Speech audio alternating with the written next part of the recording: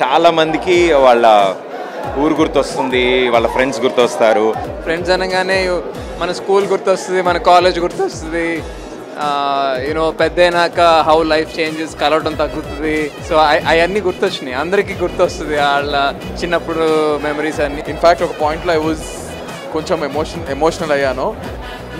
మీ లైఫ్లో ఒక క్యారెక్టర్లోకి మీరు వెళ్ళి వస్తూనే ఉంటారు cinema చూసినంతసేపు.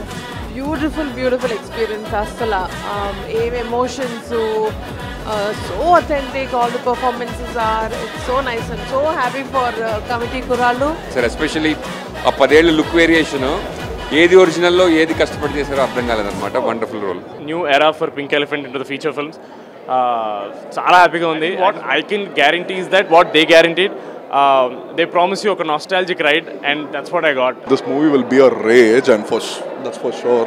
Music is brilliant, all the performances, and I need to appreciate the director.